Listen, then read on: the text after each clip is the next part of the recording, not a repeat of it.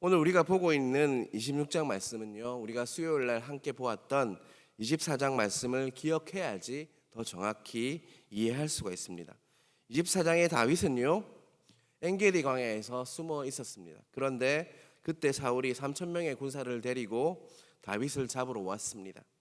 그때 다윗은 어디에 있었다고 했죠? 동굴에 있었다고, 숨어 있었다고, 쉬고 있었다라고 이렇게 성경은 말하고 있습니다. 그런데 그렇게 중요한 시점에 사울이 이렇게 어떤 일이 있었습니까? 배가 아파서 이렇게 용변을 해결하기 위해서 다윗이 숨어 있던, 쉬고 있던 그 동굴로 들어가야만 했습니다. 동굴은 캄캄했고 또 사울이 혼자 들어왔고 또 풀어 헤쳐야 했기 때문에 무장 해제인 상태였기 때문에 자신을 너무나도 힘들게 하고 지치게 하고 정말 자신의 목숨까지 위협하는 사울을 죽일 수 있는 정말 절호의 찬스가 다윗에게 온 것이었습니다. 그런데 23장 6절 중반부에 이렇게 다윗은 고백했지요. 여호와의 기름 부음을 받은 내 주를 치는 것은 여호와께서 금하시는 것이니 라고 이렇게 고백하고요. 다윗은 하나님께서 금하시는 것이기 때문에 그 말씀에 순종하기 위해서 사울을 죽이는 대신에 그의 뭐만 배웠죠? 겉옷 자랑만 배웠습니다. 그런데 다윗은요, 아주 영적으로 예민한 자였기 때문에 그 옷자랑만 벤 신용만 했던 그 모습도 자신의 모습이 너무나 마음에 찔려 했던 그런 자였습니다. 이것을 통해서 우리는 다윗이 얼마나 하나님의 말씀을 지키는 것에 대해서 목숨처럼 귀하게 여기고 있다는 것을 우리는 알 수가 있었습니다. 이제 사울은요, 동굴 밖을 나가게 되었죠. 그리고 나서 그 동굴 밖을 나가게 되었고 다윗과 거리가 있을 때 다윗은 이때부터 무엇을 합니까? 사울에게 진심으로 자신의 마음을 털어놓습니다. 내가 도대체 뭘 그렇게 잘못했습니까? 사울 왕이여, 이렇게 고백하죠. 당신을 칼로 찌를 수 있는 기회가 충분히 있었지만 하나님께서 금하는 것이기 때문에 나는 당신을 선대했습니다 라고 고백했습니다. 이에 사울이 반응하기 시작했습니다. 어떻게 고백합니까? 나는 그렇게 너를 못살게 굴고 힘들게 했는데 너는 나를 선대해 주니까 너는 나보다 의롭다 라고 이렇게 고백했죠. 나도 안다. 네가 이제 왕이 될 거고 그리고 너를 통해서 이스라엘 나라가 견고히 설 것이다 라고 예언까지 합니다. 그러니까 그날이 오면 내 후손들을 그 이름이 절대 이제 너의 그 가문에서 나오는 그 자손들이 끊어지지 않을 것이다. 축복까지 하지요. 그리고 서로 이제는 더 이상 해하지 않기로 하나님 앞에서 맹세까지 하면서 헤어졌습니다. 그런데 오늘 이렇게 26장, 어제와 오늘 보았던 26장에 보면요, 시간이 지난 후에 어떻게 됐습니까? 사울이 또 변해 있습니다. 26장 1절을 보시면요, 사울이 이렇게 말씀하고 있죠. 10사람이 기브아에 와서 사울에게 말하여 이르되 다윗이 광야 앞 하길라 산에 숨지 아니하였니까 하매, 다윗을 또 어떻게 합니까? 10사람들, 그 사람들이 또 밀고를 했습니다. 밀고 한번 했던 사람들은 계속 하나 봅니다. 10사람들이 밀고를 했고 다시 다윗의 은신처를 정확하게 가르쳐 줍니다. 2절에서 보면요, 사울이 다시 군사를 일어나서 군사를 일으켰다고 했어요. 그리고 다윗을 찾으러 오고 몇 명의 군사를 또 데리고 가죠? 3,000명의 군사를 데리고 10광야로 내려갑니다. 3절에서는요, 사울이 광야 앞 하길라 산 근처에 진을 치게 됩니다. 자, 사랑하는 성도 여러분, 우리가 24장부터 내가 간략하게 26장 1절에서 3절까지 지켜보았는데 어떤 생각이 드십니까, 여러분? 이 부분을 보면서 24장부터 26장 앞부분까지 우리가 살펴보았는데요, 조금 전 우리가 보았듯 분명히 사울은 다윗을 쫓는 일이 잘못이라는 것을 알고 있었어요. 맞죠? 다윗에게 그렇게 고백했잖아요. 내가 너를 그렇게 괴롭혔는데, 너를 그렇게 죽도록 힘들게 했는데 네가 나를 선대하는구나, 네가 옳도다, 네가 의롭다다, 분명히 그렇게 고백했어요. 그리고 또 왕이 될 것이고 이스라엘 나라가 그를 통해서 이렇게 견고해질 것이라는 것들 또 알았습니다. 왜냐하면 그가 축복을 했잖아요. 그렇게 예언을 했다는 것이죠.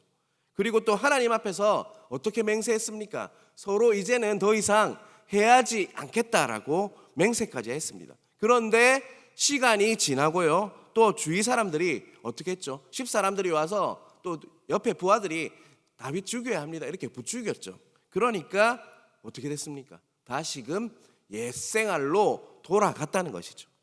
여러분, 저는 이 말씀을 보면서요, 오늘날 우리가 범하고 있는 일반적인 실수가 바로 이런 식이다라는 생각이 들었습니다. 우리가 예배를 드릴 때, 말씀을 이렇듯 설교를 통해서 말씀을 들을 때, 또 묵상을 할 때, 기도를 할 때 부흥회를 가지고 우리 이지훈 목사님 통해서 많은 은혜를 받았잖아요. 때로는 그런 식으로 해서 여러 가지 방편으로 은혜를 받습니다. 그래서 내가 내 삶에 뭔가 잘못이 있구나, 문제가 있구나, 이렇게 사는 것이 하나님께서 기뻐하지 않는 일이구나 라고 결단도 합니다. 울기도 하고 잘못도 시인하고 결단도 하는데 조금만 시간이 지나면요, 자기도 알지 못하는 사이에 다시금 옛생활로 돌아가게 되는 경우가 너무나도 많다는 것입니다. 그래서 우리의 삶의 변화는 결단만 가지고는 안 된다는 마음이 들었습니다. 오늘 말씀의 결론이 되는데요, 우리 삶의 변화는요, 결단만 가지고 그냥 잠시 눈물 흘리고 내가 잘못했다는 걸 인정하는 것만으로 변화되지 않습니다. 우리의 삶의 변화는요, 하나님께서 도와주셔야 하고 성령 하나님께서 도와주셔야만 우리의 진정한 회개를 경험할 수 있다는 것을 잊지 마시길 바랍니다. 정말 하나님께서 도와주심으로, 또 성령님께서 전적으로 임하심으로, 우리를 다스려 주심으로 내 삶이 변화되는 역사가 각자에게 있으시길 간절히 바랍니다. 3절 후반부에 보면요, 사울이 자기를 따라 광야로 들어옴을 알고 라고 이렇게 중간에 보면 나와 있습니다. 다윗은 광야에서 사울이 자기를 잡으러 왔다는 것을 이미 알고 있었어요. 그리고 그래서 4절에 보면요, 정탐꾼을 보냅니다. 정탐꾼을 보내서 정탐꾼을 통해서 사울이 왔음을 또 확인하고 왔는 줄 알았지만 다시 한번 확인을 합니다. 그리고 5절에서는 다윗이 일어나 사울이 진친 곳으로 가게 됩니다. 그곳에는 사울이 있었고 그 옆에는요, 이스라엘이 자랑했던 가장 용맹했던 탁월했던 용사 넬의 아들 아브넬이 사울과 같이 있는 것을 보게 되었습니다. 그런데 사울은 진영 가운데 누워 있었다라고 이렇게 표현하고 있어요. 그리고 3,000명의 백성들이 어떻게 하고 있었을까요? 그렇게 그 사울을 이렇게 둘러싸고 있었겠죠. 이렇게 진을 쳤을 겁니다. 사랑하는 성도 여러분, 사울의 백성들이 3,000명이라고 했습니다. 다시 한번 말하지만 중앙에 사울이 있었고 또 사울 주위에는 누가 있었을 것 같아요? 아브넬과 같이 탁월한 용사들이 그를 지키고 있었을 것입니다. 그리고 또 바깥 주위에는요, 3,000명의 군사들이 둘러싸여 있었어요. 그래서 어느 누구도 쉽게 그 3,000명을 뚫고 이렇게 사울을 해칠 수가 없었습니다. 그런데 그런 상황임에도 불구하고 6절에는요, 다윗이 햇사람 아히멜렉과 또 누구죠? 스루야의 아들 요압의 아들 아비새에게요, 이야기를 합니다. 이런 상황이지만 어떻게 하자는 거죠?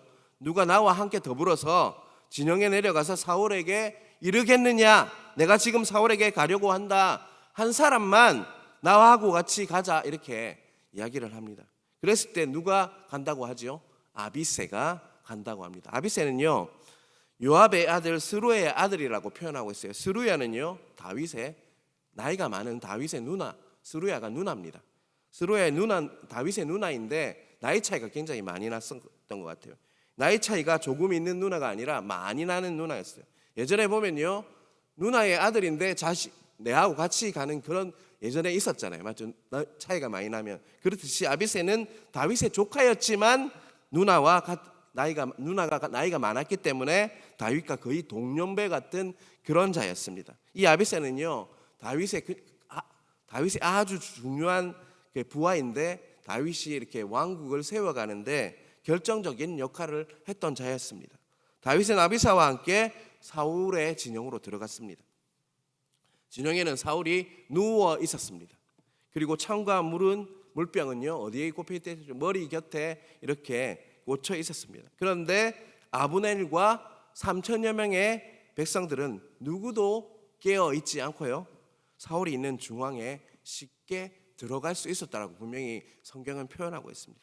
그러니까 어찌 보면 군기가 어떻다는 거예요. 완전히 빠져 있는 상태이거나 또 어찌 보면 3,000명의 숫자가 너무 많으니까 이렇게 쌓여 있으니까 사울이 있고 또 부하들이 정말 용맹스러운 부하들이 있고 3천 명이 이렇게 쌓여 있으니까 어떤 마음이 들었을까요?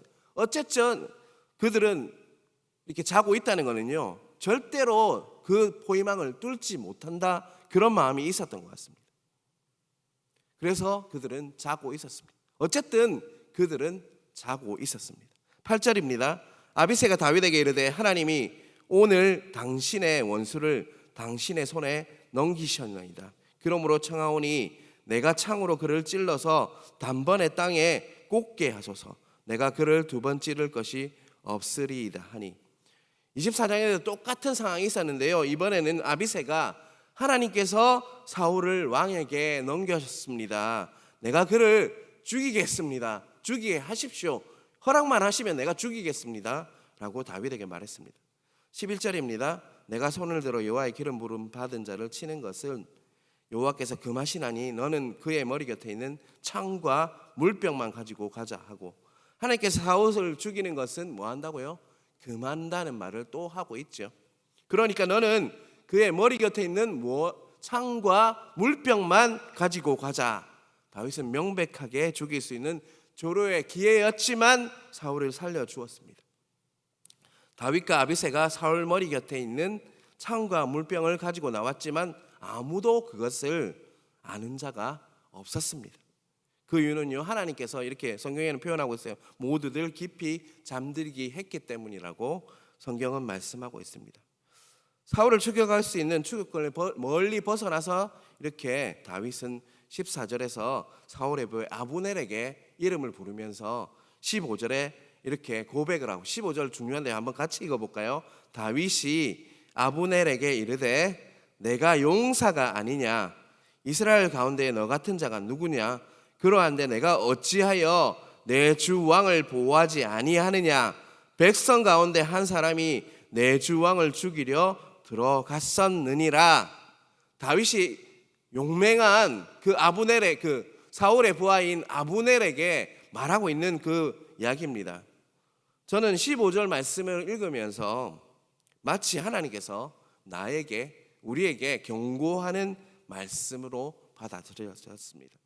사랑하는 성도 여러분, 우리 집에는요 소중한 가족들이 있고요, 또 교회는 사랑하는 지체들이 있습니다. 그런데 우리가 깨어있지 않으면요, 사랑하는 가족들, 그리고 소중한 사람들, 그리고 가정과 교회와 국가를 지킬 수가 없을 수도 있습니다. 마치 3천 명이 둘러싸고 있었고 또 용맹스러운 정말 탁월한 용사들이 사울을 둘러싸고 있었어도 깨어있지 않고 잠들어 있어서 방어막이 뚫리고 왕에게 있어서 너무나도 소중한 창과 물병을 가져갔는데도 잃어버린 것을 알지 못하는 그런 상태, 그런 상황이 일어날 수 있다는 것을 잊지 마시길 바랍니다. 우리는 항상 어떻게 있어야 되죠? 깨어 있어야 한다는 것이죠.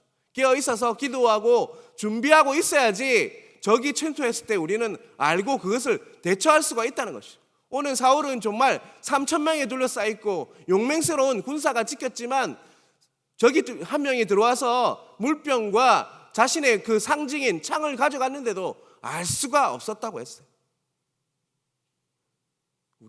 우리에게도 똑같은 상황이 일어날 수가 있다는 것이죠. 그래서 우리는 깨어 있어야 합니다. 깨어 있으란 말 성경에 너무나도 수없이 반복되고 있습니다. 깨어 있어야 우리 가정도, 우리 교회도, 우리 국가도 우리가 지킬 수가 있다는 것이죠. 사랑하는 가족도, 그리고 사랑하는 지체들도 지킬 수가 있다는 것이죠. 그러한 은혜가 각자에게 있으시길 간절히 바랍니다. 18절을 제가 읽겠습니다. 또 이르되 내 주는 어찌하여 주의 종을 쫓으시니까? 내가 무엇을 하였음에 내 손에 무슨 악이 있나이까? 18절을 보면요, 24장과 너무나도 흡사한데요, 18절부터 다윗은 사울에게 다시 고백했고 다윗을 사울은 다시 한번 용서를 했습니다. 한 번 더 사울의 목숨을 살려주면서 한 번 더 사울을 어떻게 했죠? 선대했습니다. 사랑하는 성도 여러분, 우리가 은혜를 받으면요 한 번은 용서할 수가 있습니다. 그런데 조금 얼마 지나지 않아서 똑같은 상황이 벌어지면 어떻습니까, 여러분? 한 번은 용서할 수 있지만 한 번 더 용서하는 것은 너무나도 어렵습니다. 은혜를 받아서요, 우리가 부흥회나 뭐 이렇게 주일 예배 설교를 통해서 은혜를 받고 또 묵상하다가 또 알파를 하면서 은혜를 받으면요, 정말 내가 미워하는 자 있잖아요. 내에게 너무나 불편함을 주는 사람을 한 번 정도는 용서할 수 있어요. 그런데 또 같은 상황이 일어났는데 또 그 사람이 똑같은 반응을 또 하잖아요. 이 사람이 변한 줄 알았는데, 내가 용서하면 그 사람이 바뀔 줄 알았는데 또 같은 상황이 벌어지면요, 어떤 마음이 드느냐면, 내가 잘해봤자 아무 소용없네, 저 사람 또 저런 식으로 하네 라는 마음이 들어와서 또 한 번 더 용서하는 것은요, 정말 처음 용서하는 것보다 훨씬 어렵습니다. 그런데 다윗은요, 어떻게 또 한 번 어떻게 했죠? 또 한 번 똑같은 상황인데도 불구하고 24장과 26장은 너무나도 닮아 있습니다. 똑같은 상황이에요. 다윗에게 반복적으로 똑같은 상황이 반복되었다는 것이죠. 그런데 다윗은 어떻게 합니까? 또 한 번 더 용서를 하지 않습니까? 다윗이 그렇게 할 수 있었던 단 한 가지 이유는요, 바로 이것이었습니다. 23절 앞부분을 보겠습니다. 여호와께서 사람에게 그의 공의와 신실을 따라 갚으시리니, 이 고백입니다. 다윗은 분명히 이렇게 고백하고 있는 거죠. 하나님께서 갚아 주실 것이다 라고 분명히 다윗은 고백하고 있는 것이죠. 사랑하는 성도 여러분, 사울이 갚아주는 것도 아니고요, 자신이 갚아주는 것도 아니고요, 사울에게 속했던 사람, 사울의 부하들이 그에게 갚아주는 것도 아니고, 다윗의 그 용맹스러운 부하들이 갚아주었던 것도 아니고, 누가 갚아주냐고요? 바로 하나님께서 갚아 주실 것이다 라는 것을 확실한 믿음이 바로 다윗에게 있었기 때문에, 다윗이 똑같은 상황이, 더 심한 상황이 일어나는데도, 반복되는데도 불구하고 이렇게 할 수 있었다는 것이죠. 다윗이 또 한 번 용서할 수 있었던 것은 바로 하나님께서 갚아 주실 것이다 라는 믿음이 있었다는 것이죠. 이 사건, 26장의 사건 이후에는요, 다윗의 전성기가 펼쳐집니다. 그런데 다윗의 삶은 결코 쉽지 않은 고난의 사람이었습니다. 그런데 다윗의 삶을 이해할 수 있는 가장 키포인트는 바로 이 고백입니다. 하나님께서 갚아 주신다라는 이 고백입니다. 그러한 다윗과 같은 고백을 할 때 우리는 하나님께서 갚아 주신다라는 그 믿음으로, 온전한 믿음으로 나아갈 때 다윗과 같이 다시 한 번 더 용서하고 그 상황을 받아들일 수 있다는 것을 잊지 마시길 바랍니다. 그러한 여러분과 저 되시길 간절히 바랍니다. 사랑하는 성도 여러분, 여러분 삶 속에 오늘 본문을 통해서 진정한 회개가 있습니까? 라는 질문이 있을 수 있습니다. 진정한 아픔과 진정한 돌아섬이 있습니까, 여러분? 사울처럼 눈물을 뚝뚝 흘렸죠. 아까 24장과 26장을 통해서 우리가 보았듯이 사울은 분명히 다윗 앞에서 자신이 잘못했다고 눈물을 흘리면서 내가 잘못했다, 이 정도의 후회를 했죠. 그런데 그런 후회가 아니라 우리는 진정으로 예수 그리스도의 십자가의 보혈로요, 깨끗이 씻음을 받고, 나의 힘으로는 할 수 없지만 그 성령님께서 새롭게 해주셔서 다윗처럼 하나님께 온전히 맡김으로, 그리고 또 온전히 하나님이 갚아주신다는 그 믿음으로 우리는 회개하며 나아갈 수가 있는 것입니다. 이 회개하고 나가는 것, 또 하나님께서 갚아주신다는 믿음은요, 우리로부터 나오지 않습니다. 우리의 의로움, 우리의 어떠함, 우리의 행위, 우리가 잘하는 것, 그런 것들로 이렇게 우리에게 나타나지 않는다는 것이죠. 먼저는요, 조금 전에 고백했듯 십자가의 보혈의 능력이 있어야만이 우리가 그 고백을 할 수가 있는 것이죠. 다윗이 사울을 두 번이나 똑같은 상황에서 똑같이 선대했듯이 선대할 수 있는 것은요, 우리의 어떠함으로 할 수 있는 능력이 아닙니다. 그래서 우리는 성령님의 능력을 힘입어야 합니다. 성령님의 도우심, 그리고 십자가의 보혈의 능력 없이는 우리 힘으로 그것을 할 수가 없습니다. 오늘은 주일인데요. 무엇을 구해야 하냐면 십자가의 보혈로 우리를 깨끗게 해주셔서 우리의 능력이 아니라 우리의 공의가 아니라 예수님의 그 공로로 그리고 성령님의 그 능력으로 성령님의 권능으로 우리를 다스려 주셔서 온전히 우리와 함께 해주셔서 성령님의 능력으로 모든 것들 말씀대로 살아갈 수 있는 우리의 능력이 되게 해달라고 우리는 그런 마음으로 예배에 참여해야 할 것입니다.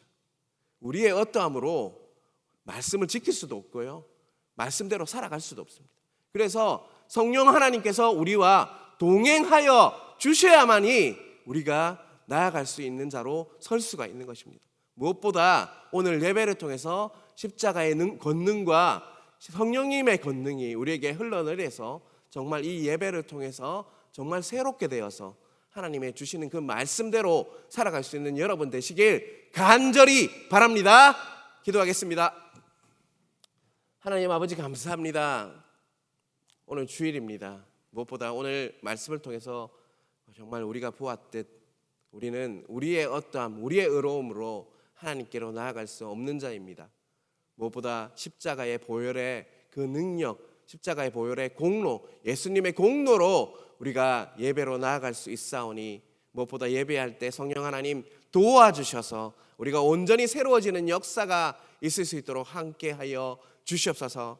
담임 목사님께서 말씀을 선포할 때 그 말씀이 정말 이해되고 깨닫고 우리 진정으로 마음속에 그것이 우리의 말씀이 되게 하시고 그 말씀을 먹고 온전히 말씀대로 정말 다윗처럼 목숨처럼 다윗 말씀을 지키려고 했던 그 몸부림이 우리의 몸부림이 될 수 있도록 역사하여 주시옵소서. 아버지 말씀처럼 살기를 원합니다. 도와 주시옵소서. 돕는 분은 우리가 할 수 있는 것이 아무것도 없사오니 갚아주시는 분도 하나님이시오 우리가 하나님께 나아갈 수 있게 하는 분도 하나님이십니다는 그 고백이 우리의 고백이 될 수 있도록 붙들어 주시옵소서. 오늘 새벽도 하나님 아버지 기도 제목을 가지고 왔습니다. 무엇보다 하나님 우리가 기도할 때 들으시는 분이 하나님이심을 압니다. 그 상황과 환경에 맞도록 응답하여 주시고 무엇보다 하나님을 바라봄으로 모든 것 상황과 환경을 뛰어넘는 믿음도 허락하여 주셔서 온전히 한 주도 하나님의 말씀으로 이겨낼 수 있는 우리들 될 수 있도록 역사하여 주시옵소서. 담임 목사님 긴 일정을 마치고 돌아오셔서 오늘 말씀을 선포하시고 알파 사역까지 하셔야 합니다. 하나님 영육간의 강건함을 허락하여 주시고 회복을 주시고 하나님 독수리 날개치듯 하나님이 주시는 새 힘을 허락하여 주셔서 거뜬히 모든 사역 잘 하실 수 있도록 역사하여 주시옵소서. 이 모든 말씀 살아계신 예수님 이름으로 기도드리옵나이다. 아멘. 하늘에 계신 우리 아버지의 이름을 거룩하게 하시며 아버지의 나라가 오게 하시며 아버지의 뜻이 하늘에서와 같이 땅에서도 이루어지게 하소서. 오늘 우리에게 일용할 양식을 주시고 우리가 우리에게 잘못한 사람을 용서하여 준 것 같이 우리 죄를 용서하여 주시고 우리를 시험에 빠지지 않게 하시고 악에서 구하소서. 나라와 권능과 영광이 영원히 아버지의 것입니다. 아멘. 우리 주여 한번 외치고 주께로 나아가겠습니다. 주여, 주여.